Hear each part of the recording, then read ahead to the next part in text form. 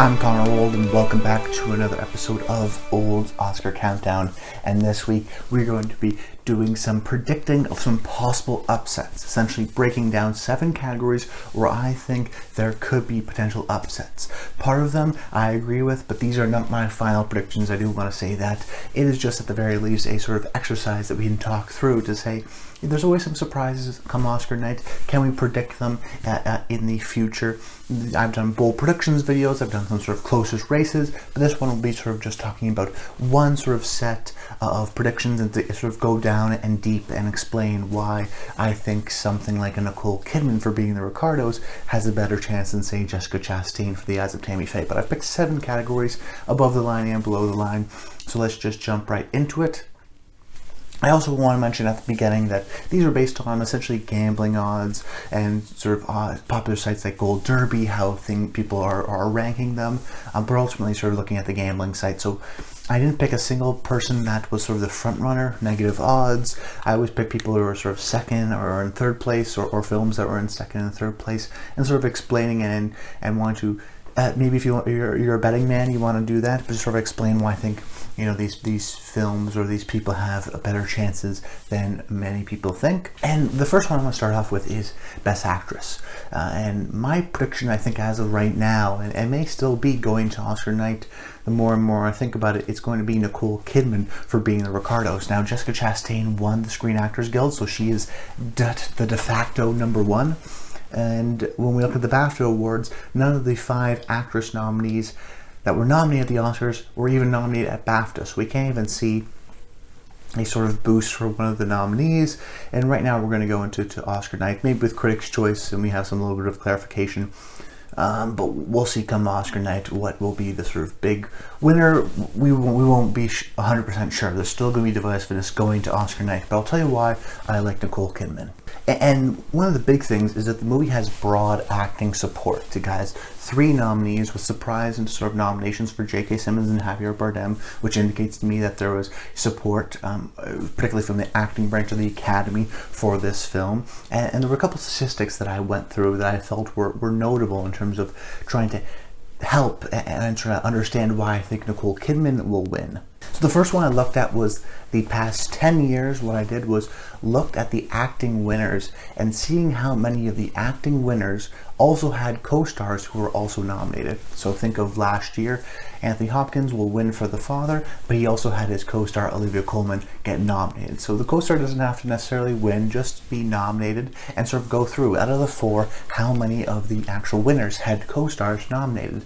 And out of the past 10 years, I had an average of 2.6 out of 4 of the winners had other actors nominated, which sort of makes sense in the sense that if it's a big sort of actor-focused movie, it normally has other supporting sort of roles that get nominated as well.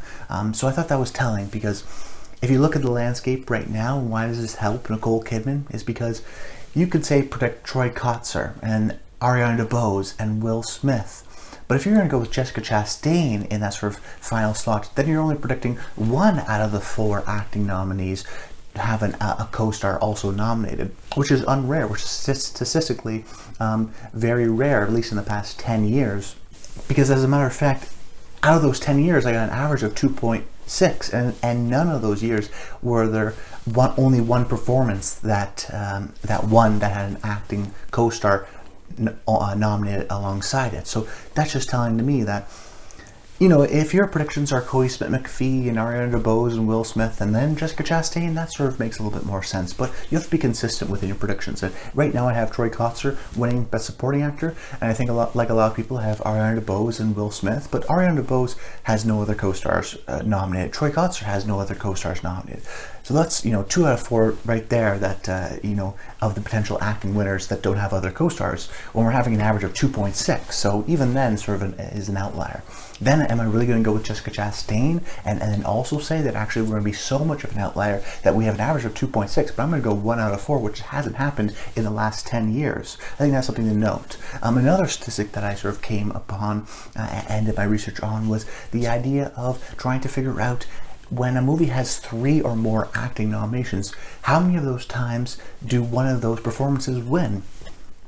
And if I look at the past 10 years, it has only happened one time where a movie with 3 acting nominations did not ultimately win an award. Now, that's slightly misleading, so I do want to explain that. There are certain years like 2012 where we'll have a movie like The Master, in which Joaquin Phoenix, Philip Seymour Hoffman, and Amy Adams were all nominated for acting awards, and none of them win. However, that year we also had Silver Linings Playbook, which had 4 acting nominees, and one of them won. So essentially what I did was go through every single year.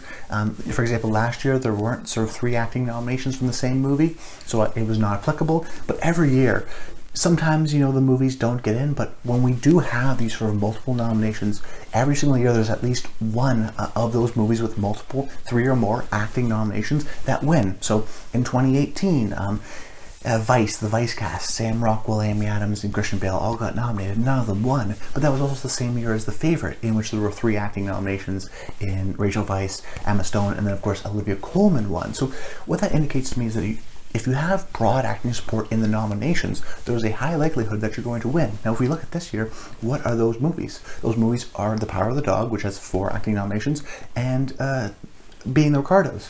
So, we could see a scenario where Being the Ricardos blanks out completely, and then, for example, Kodi Smit-McPhee makes sense. So if you're a fan of, I think, Kodi Smit-McPhee, you can feel a little bit more confident in Jessica Chastain. But to me, if you're sort of following the consensus of Will Smith and Ariana DeBose, and then you also, like me, think Troy Kotsur is the frontrunner right now to win, well, in that case, if you're betting on Jessica Chastain, there are a few things going against it. The first, of course, statistic being that it's very rare for 3 acting winners to not have an acting co-star nominated, and then also in terms of movies that have multiple nominations and they're not winning. If you're going to predict Troy Kotsur instead of Kodi Smit-McPhee, and then you're going to predict Jessica Chastain instead of Nicole Kidman, well, you're sort of banking on the fact that The Power of the Dog, which has this intense acting support, is not going to win anything, and Being the Ricardos, which has this intense acting support, is not going to win anything, which is actually statistically improbable in the sense that in the past 10 years, that's only happened one time. So I think that's another stat to keep in mind.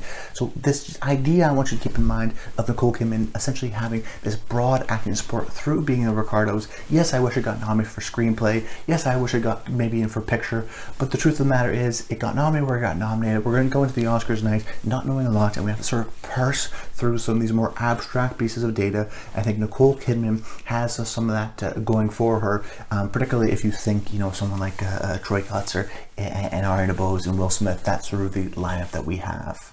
And then speaking of such, the sort of linchpin in my Nicole Kidman argument is, of course, Troy Kotsur winning for Best Supporting Actor. And it's not, and that's going to be my second sort of predicting potential upset, because the truth of the matter is that even though on a place like Gold Derby, Troy Kotsur has sort of surged into that front slot, a lot of the gambling websites, which I think is telling, and betting websites, indicate Kodi Smit-McPhee as still a pretty heavy favorite.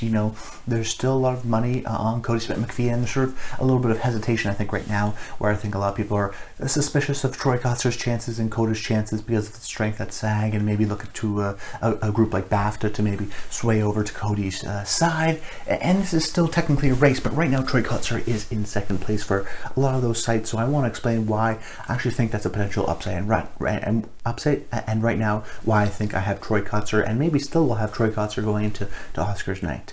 And that's just because if we look at these sort of type of roles and the age of the actors, Troy Kotsur fits the sort of more traditional bill of this category. You look at someone like Kodi Smit-McPhee. On the positive, he has the sort of Power of the Dog strength. This is a movie that could win Best Picture, and I think will win Best Picture. Has acting support, 4 nominations. It's pretty rare when a movie has 4 acting nominations not to win any, but it has happened most recently with American Hustle. That got 4 acting nominations and none of them won, so it does happen. Also, I think it's notable that Kodi Smit-McPhee, the big thing I think going against him is just his age. Now, last year we saw Dan Kaluuya, who's a young actor, relatively in his 30s, win for Judas and the Black Messiah. However, Kodi Smit-McPhee is in his 20s, and as a matter of fact, if he were to win this Oscar, he would be the second youngest actor ever in supporting or lead actor to win in this category. I mean, we've seen actors like Leonardo DiCaprio get nominated when they're young but never win, and sort of get their due later on. And even someone like Dan Kaluuya had to wait sort of into his 30s. Adam Driver has never won an Oscar. There is sort of this idea, particularly within the male acting categories, that the more older established actors get the preference over these sort of younger actors, that the younger actors still have more of a chance and they still have a little bit more to prove necessarily. So it would be a little bit strange for someone like Cody McPhee to win just based on his age alone. That's the first thing. And then also the type of role. I think Power of the Dog, I do think of it as an ensemble piece, and Cody McPhee's character doesn't really come into play until the second half, whereas you have someone like Troy Kotsur, in which he sort of fits the traditional the mold of the character. He's sort of dad-like figure, the wise figure. He's funny, but he's also heartwarming. He does have a couple of key scenes within the movie in which he can sort of express both his humor, but also sort of his dad-like stoicism and support ultimately for his little girl. And I think Troy Kotsur has been sort of the surprise of the season, and I don't think that's a coincidence. The fact that he got in for Globes, and then got in at SAG, and then got in at BAFTA, and sort of has been checking off all the boxes. And for a movie like CODA, which I think has serious sort of buzz, winning at SAG Ensemble I don't think is a coincidence. I do think that there is a strong support for this movie. I mean, it's technically, theoretically a Best Picture contender. I wouldn't say that necessarily, because there are some key things like missing out on editing, and I don't think it's going to win necessarily a screenplay, but we maybe talk about that later. But what I do think is that there is clearly building momentum for the movie, and if that sort of pertains, there may be some support for someone somewhere, and I think Troy Kotsur makes the most sense. So in terms of the age profile, in terms of the role that he plays, Kotsur is a more traditional supporting actor winner, and he just won SAG, so he's got that going for him too. Then another category I want to talk about is Best Costume Design. As I mentioned in my Closest Races video, I still think it's Dune's award that is very much a contender in this category. The costumes, it is a strange category sometimes, but I do think the general thinking behind the costume design predictions is a little bit broken. For a lot of people, it's, oh, what's the big dress movie? What's the big gown movie? That's going to win, right? Well, not always. As a matter of fact, we've seen a lot of sci-fi fantasy kind of winners in recent years. Take a look at 2015, in which Mad Max Fury Road, the technical accomplishment movie, beat out in this category over the big dress movie, the Disney remake in Cinderella. Or even look at 2018, everyone thought The Favorite was going to win, right? Big, well-liked movie, period dress movie. Oh, no, actually went to Ruthie Carter for Black Panther. Even something like 2016, in which Fantastic Beasts surprised, that was a fantasy movie. So we see this category, this sort of type of dress. It's not always the big dress type movies. A lot of times it is the sci-fi fantasy type of a movie. And now we have a movie like Dune, which has intense technical appreciation that I do think will sweep in a lot of these categories, because there are some people that just want to vote for movies that they like, that some people may just not like Cruella, and they want to vote for Dune because they really like Dune, and they're just going to go across their board and all the technical categories, just check it off. So I think Dune is a little bit more, is of course a Best Picture nominee, is a more well-liked movie in terms of nominations than Cruella, and because it fits the sort of sci-fi fantasy bend that the Academy has been going towards, or even more so the Best Picture bend. I mean, Black Panther wins, Mad Max, Best Picture nominee, wins over Cinderella. You could even say, Little Woman wins, Phantom Thread wins. These Best Picture nominees are winning. Plus there's an intense connection to production design as well, between costume design and production design, so the winners between there often overlap, and Dune is a clear favorite in production design, so why is it not a clear favorite in costume design? So it just fits the mold of more recent winners, and right now it's a pretty big underdog, and I think that's one that I'm definitely sort of starring and being like, hey, let's not forget about Dune. Best Original Song, actually the more I think about it, the more I'm sort of convincing myself. I think the potential upset is Dos Oruguitas from Encanto. When we're talking about media influence, it's sort of irrelevant to talk about things like what's on film Twitter and whatnot, but what it is relevant is just to see general media coverage. I do believe that when we're seeing Hollywood Reporter and Variety Report stuff, but also CNN and the New York Times, and it has that sort of broader support, it's just more likely that more people are going to be aware of it, and sort of that will color and influence their opinion.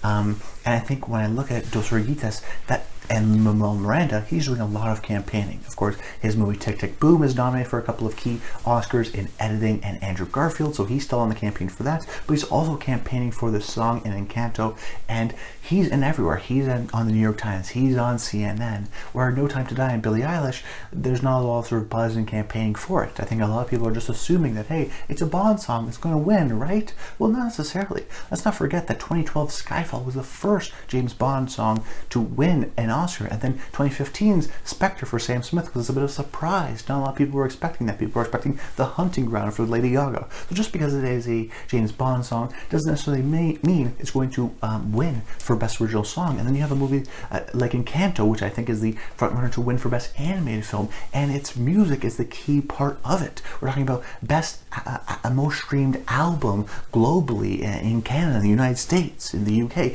key countries of the Academy. This is the number 1 streamed album. A song like We Don't Talk About Bruno is still in many places the number 1 streamed song in the world. Is definitely safe to say a sensation, particularly within its music. So we have a movie that's well liked in Encanto. We have songs even more so that are very well liked. Now, Dos Oruguitas is not the sort of We Don't Talk About Bruno number 1 hit, but that being said, the album is still very well appreciated. This is Lin-Manuel Miranda, who is very well appreciated in his own right. Maybe give him his first Oscar. And I just don't think the guaranteed No Time to Die is definitely there when we have a movie like Encanto, which is doing very well in terms of the streaming, in terms of people actually listening to the song. And then, of course, the movie, which is very well liked, and then the talent behind it in Lin-Manuel Miranda, which is also very well liked. So there's that sort of combination that I like, and I think Dos Oruguitas has a real shot at Best Original Song and could be a potential upset, so watch out for that. Then another potential upset is in the Best Original Screenplay category, in which I think Belfast can actually win. Now, every year we see these narratives sort of come up, and this year in the Best Original Screenplay category, the narrative is that Paul Thomas Anderson has been nominated now 11 times, and he's yet to win an Oscar. He's one of our premier auteur filmmakers. We should reward him with something, and writing seems like the most sense. And in the sense that, this Best Original Screenplay category in particular, if we look at the past few years, the real question is whether the narratives hold up or they don't. And if you look at the 7 out of the past 10 years, the award went to a movie that was either a Best Picture winner or a Best Picture contender. So movies like Green Book or Parasite, or even something like Manchester by the Sea, which didn't win Best Picture, but I think was definitely, in a top 3 contender, getting in for directing, screenplay, things like that. It was a strong contender.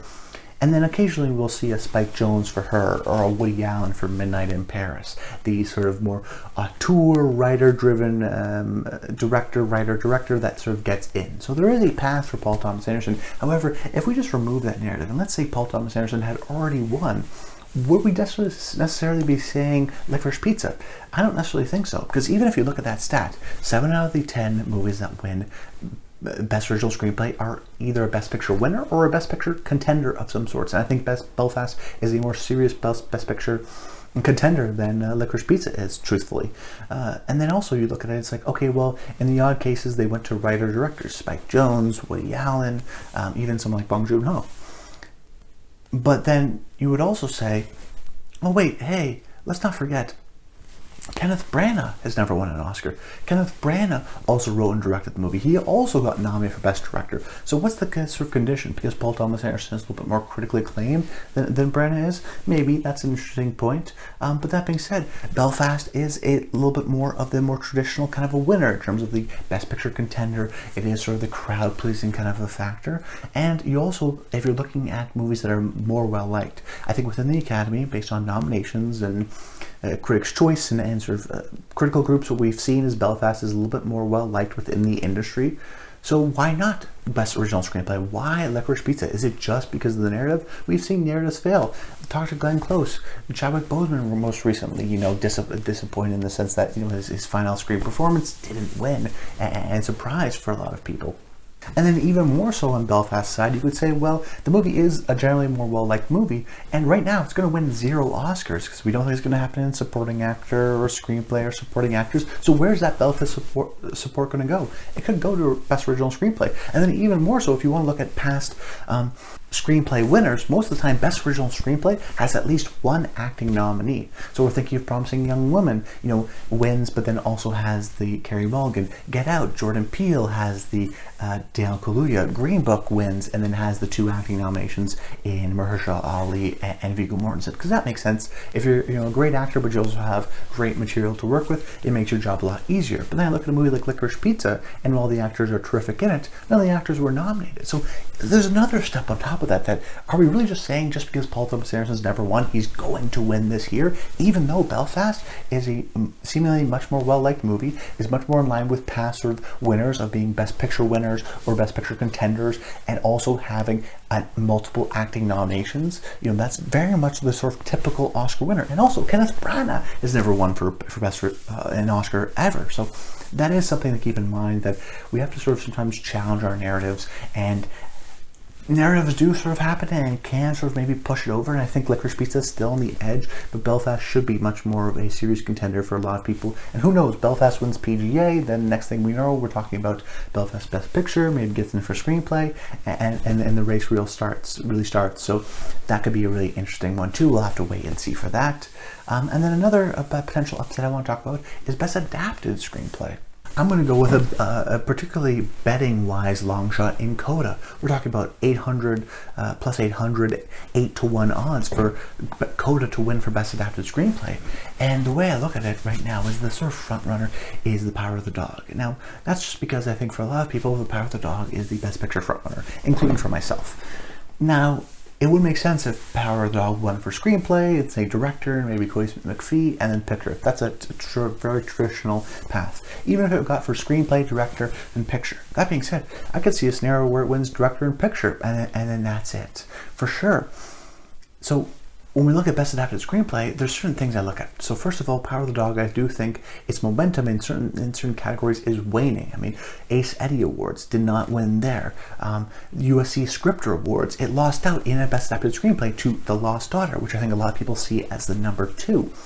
So what I look at in that sense is The Power of the Dog, particularly in the screenplay category, its chances generally are waning. Then you sort of add on top of the fact that Jane Campion is almost a lock for Best Director. So do we really want to give her another Oscar for Best Screenplay? I mean, she's already got a Best Screenplay award for The Piano. Do we want to give her a second one and Director? Do we really love The Power of the Dog that much? That's a question Oscar voters are going to have for themselves. And then you have a movie like CODA. We've seen in the past movies like Minari or Parasite get nominated, in the case of Parasite, win in the screenplay category, because I think there's a huge focus on the dialogue, more so when we're talking about subtitled films. And CODA, for a large part of the movie, is subtitled. And therefore, because we're actually reading the dialogue, I think for a lot of Oscar voters, it sort of places an extra emphasis onto that dialogue. And CODA, I think, also fits the sort of mold of the past winners in many scenarios, like A Little Miss Sunshine, or I think a Green Book, or even a Parasite, in the sense that it is a very rousing movie, it's a very entertaining movie. It's sort of a classic structure, but it's very emotional and affecting in its structure. We see these sort of screenplay winners, or at least the nominees, being these sort of Sundance movies that sort of break out. And I think, CODA is not too far away from a Call Me By Your Name or A Little Miss Sunshine. It's not surprising in that sense that the Sundance favorite can come and ultimately win for Best Adapted Screenplay. And like I mentioned, Troy Kotsur could win. This got a Best Ensemble nomination for at SAG. So there is real support for the movie. And it's sort of two-part. It's one part, Power of the Dog lost out to Lost Daughter at USC Scripters. Okay, there's a little bit of suspect there, and then CODA is sort of building in its esteem in terms of what we're seeing from precursors. There is a support for the movie. It could be hitting at the right moment, and we already have Jane Campion winning for Best Director, so do we really want to reward her again for Best Adapted Screenplay? It didn't happen last year. Chloe Zhao did not get the win for Best Adapted Screenplay, and that's very much a serious kind of a movie with sparse dialogue, in the same way The Power of the Dog isn't a dialogue-heavy movie, and oftentimes dialogue-heavy movies with unique ideas win. That's why a movie like The Father, which is based on a play and is dialogue and speaking heavy, wins over a movie like Nomadland. And Chloe Zhao, we're going to get to her for director, so let's not necessarily give her for writing. I could see a similar scenario happening here with Jane Campion. Now, for a lot of people, that could go to The Lost Daughter, because there is support there, but to me, I go, CODA is a more well-liked movie. It's a Best Picture Picture nominee, and it does fit sort of the little bit more traditional winners in terms of its classical structure and its humor and its heart, and it's not sort of the more sparseness and visually focused storytelling of The Power of the Dog or The Lost Daughter. And then finally, I just want to mention this briefly, my seventh category that I think is maybe the most long shot, but I think I want to talk through it because it's a real chance, is Best Production Design, Nightmare Alley. Let's not forget Guillermo del Toro. Two of his films that have been nominated for a bunch of Oscars, in the case of Pan's Labyrinth and The Shape of Water, won in this category. Pan's Labyrinth wasn't even a Best Picture nominee, yet won in Best Production Design. So there's a strong sort of team that works with Del Toro, that a lot of the people who won for The Shape of Water got nominated here for production design. And Nightmare Alley surprised at Oscar night. It got it in for picture. And even though a movie like Dune, which is the frontrunner in this category, has been sort of doing very well in the technical categories, I think it's sort of overwhelmed the fact that Nightmare Alley has been doing very well in the technical categories too. It got nominated at every single technical category at the Critics' Choice Awards. It got nominated in a bunch of technical categories here, surprising in even a category like cinematography, getting in for production design, getting in for costume design, and of course, getting in for Best Picture. So I think that is telling too. So if we're to the belief that, Dune's going to get a bunch of these awards, they're going to sweep up with everything, but we're going to see a couple surprises. It will happen. I could see a Nightmare Alley production design win. And with its recent win at the Art Directors Guild, to me, it puts in that number 2 slot. So I think that there's a real chance that we have sort of a surprise in Nightmare Alley. If people want to sort of zag and give Nightmare Alley at least something, this makes, I think, the most sense, and sort of give the support to another Best Picture nominee, and sort of give the support to the sort of real life built sets of Nightmare Alley versus sort of location focused and VFX heavy Dune. But that's about it, guys. I hope you enjoyed the video. Make sure you comment below. Let me know your thoughts on what you think is a potential category that is ripe for an upset that we're going to predict here, so that we see it coming on Oscar night and we're not as shocked. Stay tuned to next week, where I'm going to be giving more sort of reactions to the most recent. Next week should be PGA. No. Maybe it's DGA. Yeah, it should be DGA and a couple other things. BAFTAs too. It's sort of in this sort of coming time period. I haven't exactly got it nailed down, but it's going to be sort of reaction videos, and then for a couple weeks, and then next thing you know, we're going to be giving my final Oscar nominations, and the Oscars are going to be here, and then I have a series lined up after that, which will be a lot of fun, and I'm sort of developing and crafting right now, which is exciting too. So please stay tuned, subscribe to the channel so you never miss a video. That's about it. Until next time, stay tuned.